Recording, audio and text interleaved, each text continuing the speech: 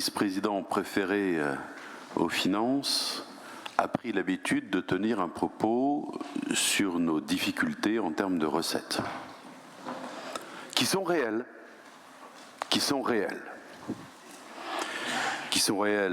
pour nous, région Bretagne, qui sont réelles pour toutes les régions de France et qui ne bénéficient pas de tout l'intérêt des régions, dont elles devraient bénéficier toute l'attention de la part des gouvernements successifs.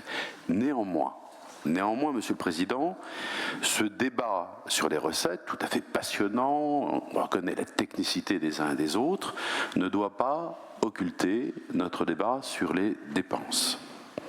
Or, ce rapport financier, c'est l'occasion de voir la réalité des choses, au-delà des intentions du moment du BP.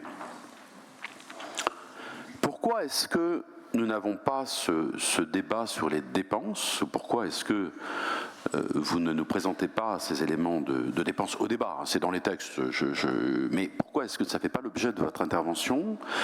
Je crois tout simplement parce que le budget s'enfonce dans la banalité. Alors, on est dans la règle du 4/4, je vous ai fait une leçon de cuisine au cours de l'hiver. Elle demeure, cette règle, et elle ne vous donne finalement que peu de marge de manœuvre. Si je fais abstraction du quart transport, du quart éducation formation, du quart développement économique, sur le reste, qui comprend également les fonds européens, vos marges de manœuvre ne sont pas extraordinaires. Sur ce dernier quart, c'est là qu'on trouve vos marqueurs politiques finalement. C'est là qu'on retrouve vos choix, ce qui fait la couleur de votre politique et de votre majorité relative.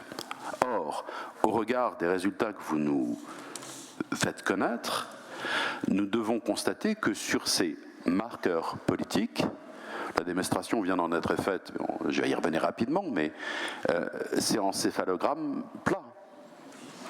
Quand on regarde les questions de réalisation à l'investissement sur les 3 programmes environnement, le compte est très loin d'y être.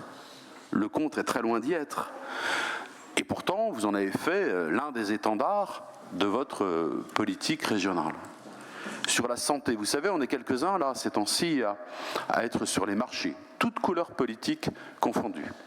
Et sur les marchés, en porte-à-porte, à la rencontre des uns et des autres, les gens vous parlent de ce qui fait leur inquiétude.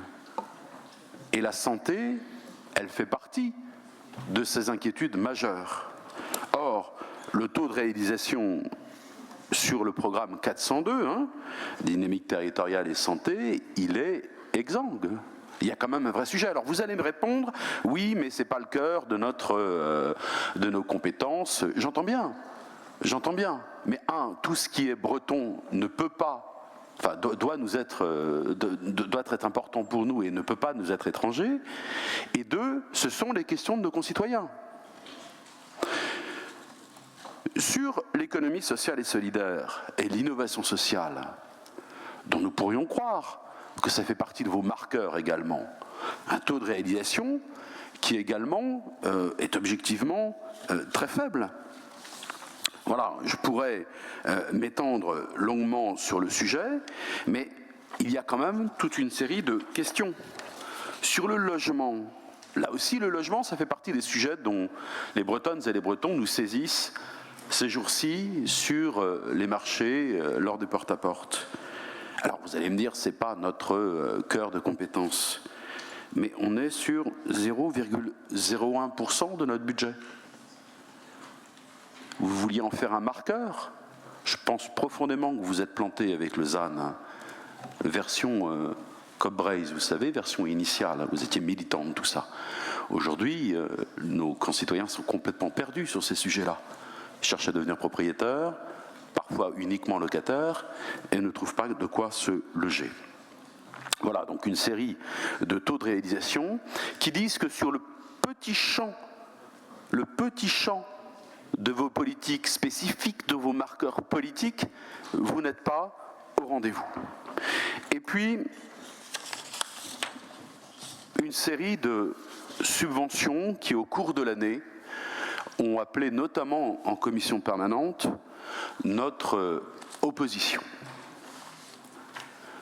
Subventions à caractère purement idéologique. Alors, vous l'assumez, nous assumons notre opposition. Mais si je prends SOS Méditerranée, 37 500 €, Eau et Rivière, nous avons le débat très régulièrement, mais on réussit quand même à financer quelqu'un qui nous attaque en parallèle en justice. Bon, ça veut dire grossièrement que l'on finance les frais d'avocat de quelqu'un qui nous attaque. Le Shift Project, on va en reparler, mais 35 000 €. Et puis alors, vos amis du papier timbré, alors, qui sont particulièrement privilégiés. Donc là, on est sur, pardonnez-moi, mais l'extrême gauche teintée de wokisme. Là, on a quand même toute une série de subventions, le passager clandestin à Lorient, et puis ceux qui nous proposent des choses baroques. Moi, je pense à Iski, Sarène ou Kridev ou La Grenade, où on est dans des réunions exclusivement réservées à un genre, puisque c'est ça le terme, ou alors excluant les personnes hétérosexuelles, ou enfin des choses complètement baroques. Alors, ça concerne des petites sommes, mais là-dessus, vous êtes au rendez-vous, quoi. Hein. Vous êtes au rendez-vous des délires idéologiques de vos amis de l'extrême gauche. Voilà un propos sur ce rapport financier. Oui, je regrette également que le RAD n'ait pas fait l'objet d'un débat, mais on y arrivera peut-être point par point au moment de l'ADM. C'est une façon d'entrer par la fenêtre. Dans tous les cas, nous nous réjouissons, nous, de ne pas avoir voté ce budget et d'avoir voté contre ce budget.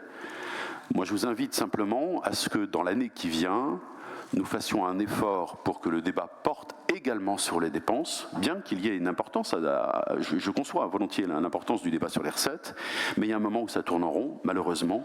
Donc, attachons-nous à nos programmes, attachons-nous à nos dépenses. Je vous remercie. Merci à vous. Nous poursuivons avec Claire Desmar, écologiste de Bretagne, pour 7 minutes.